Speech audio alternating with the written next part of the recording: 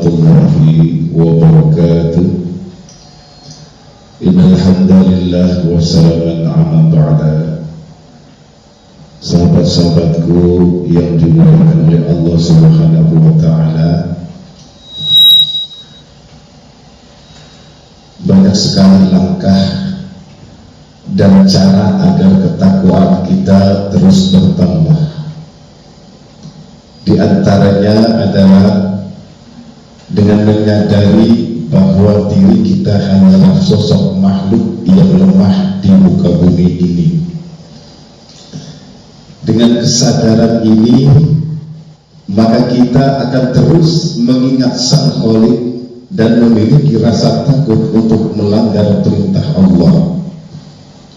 Sahabat-sahabatku yang dimuliakan oleh Allah Subhanahu wa taala, pada kesempatan kali ini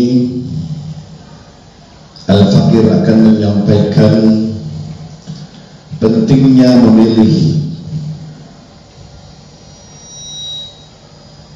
informasi-informasi yang menyejukkan sesuai kaidah agama dan tuntunan Rasulullah SAW, sekaligus menghindari tausiah-tausiah yang provokatif dan menebar ujar kebencian. Allah Subhanahu wa taala berfirman, ud'u ila sabili rabbika bil hikmati wal mau'izatil hasanah wajadilhum billati hiya ahsan. Artinya, serulah manusia kepada jalan Tuhanmu dengan hikmah dan pengajaran yang baik, dan berdebatlah dengan mereka dengan cara yang baik. Sesungguhnya Tuhanmu, dialah yang lebih mengetahui siapa yang sesat dari jalannya, dan dialah yang lebih mengetahui siapa yang mendapat petunjuk. Dalam ayat ini Allah Subhanahu wa ta'ala memberikan pedoman kepada Nabi Muhammad sallallahu alaihi wasallam tentang bagaimana cara berdakwah, mengajak manusia ke jalan Allah. Ayat ini juga menjadi dasar dan fondasi pijakan dalam berdakwah bagi umat Islam dalam mengemban tugas menjalankan dakwah itu sendiri. Perlu disadari bahwa dakwah ini merupakan upaya untuk mengajak umat menuju ridha Allah Subhanahu wa taala, bukan untuk kepentingan pribadi orang yang berdakwah atau dai ataupun kepentingan golongannya.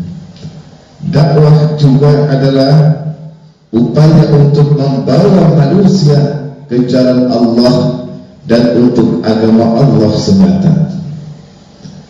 Dalam berdakwah, seorang dai harus mengedepankan cara yang baik, yang dalam ayat ini disebutkan sebagai dakwah bil hikmah, yakni dengan ilmu pengetahuan yang berkenaan dengan rahasia, faidah dan maksud dari ayat dan surat wahyu ilahi.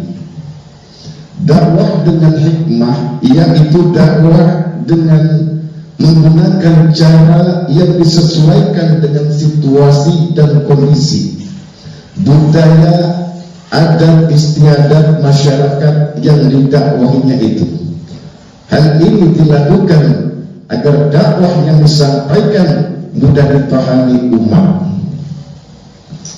Selain itu, dakwah juga harus dilakukan dengan pengajaran yang baik, lemah lembut dan menunjukkan sehingga dapat diterima dengan baik. Tidak patut jika dakwah atau ceramah selalu menimbulkan rasa gelisah, cemas dan ketakutan dalam jiwa manusia. Dakwah yang disampaikan dengan bahasa yang lemah lembut, sangat baik untuk melembutkan hati yang keras dan liar, serta lebih banyak memberikan ketentraman daripada dakwah atau ceramah yang berisi ancaman, cacian, menyalah-nyalakan dan membuat unsur provokasi. Ceramah dengan cara yang tidak lemah lembut akan menjauhkan dari kebaikan.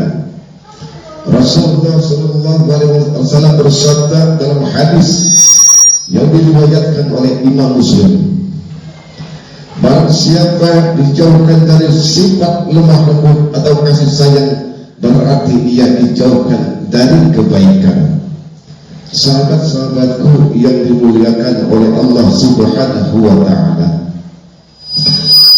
terkait cara berdakwah ini kita prihatin.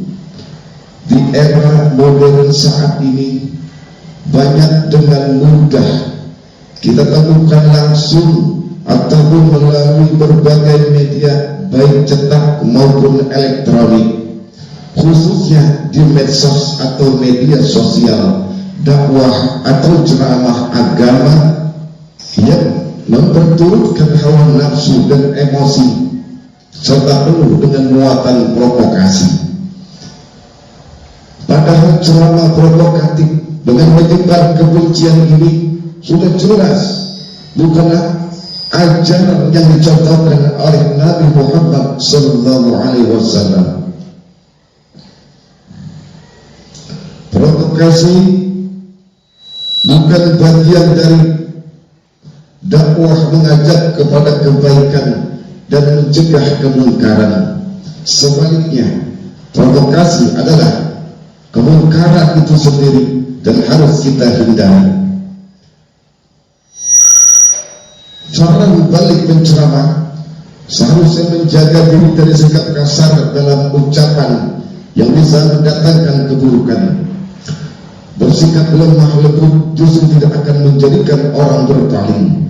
Allah Subhanahu wa ta'ala berfirman, maka berkat rahmat Allah engkau Muhammad berlaku lemah lembut terhadap mereka.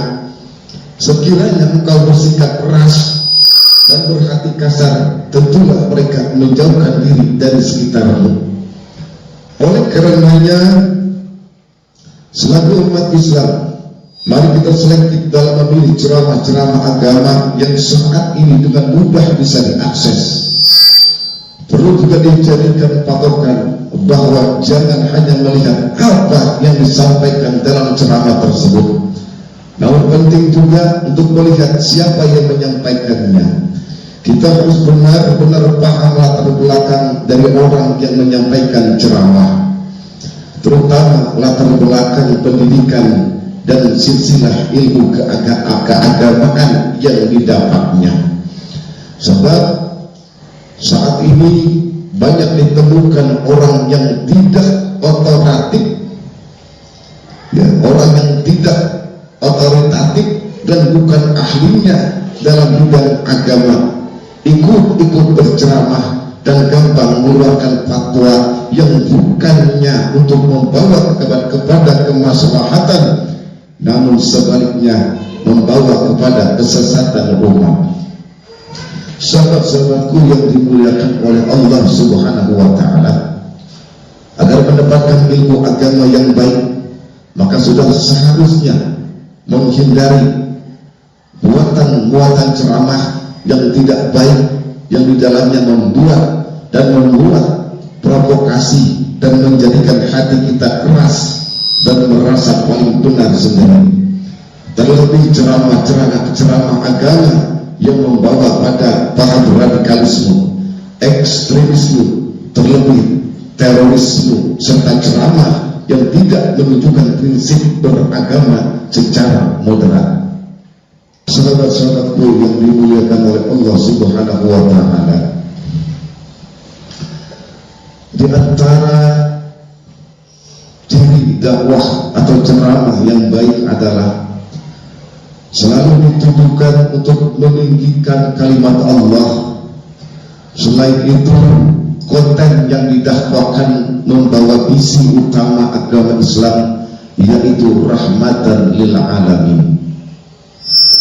Konten dakwah yang disampaikan juga bersumber dari Al-Quran, hadis, dan fatwa ulama yang kredibel melalui jalur sanad keilmuan yang bisa dipertanggungjawabkan secara ilmiah dunia dan akhirat.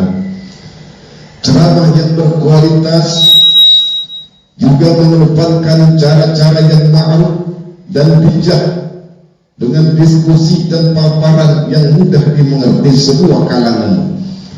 Penceramah baik adalah mereka yang tidak mudah mengumbar fatwa sebelum pasti, karena ini akan menunjukkan jalan kurangnya ilmu yang dimiliki.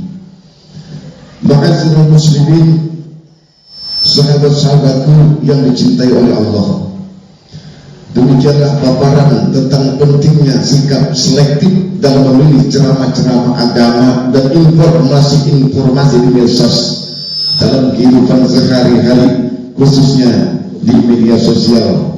Kita perlu menyadari bahwa media sosial memiliki pola algoritma, yakni menyuguhkan materi-materi sesuai dengan perilaku kita di dunia maya. Jika kita sering mengakses ceramah-ceramah provokatif, maka media sosial akan menyuguhkan ceramah sejenis sebagai rekomendasinya. Oleh karenanya, mari kita pilih ceramah-ceramah yang menyejukkan, sehingga sistem algoritma ini akan memilih ceramah yang menyejukkan pula. Semoga kita selalu dilindungi Allah Subhanahu wa Ta'ala dari belajar ilmu agama pada para penceramah yang mengumbar provokasi dalam ceramahnya. Allahumma arinal haqqa haqqa warzuqna ittiba'ah wa arinal batila batila warzuqna ijtinabah. Ya Allah, tunjukkanlah kepada kami yang benar itu benar, dan bantulah kami untuk mengikutinya, dan tunjukkanlah kepada kami yang batil itu batil, dan bantulah kami untuk menjauhinya. Tafakkur bihadza ihdinas siratal mustaqim. Wassalamualaikum warahmatullahi wabarakatuh.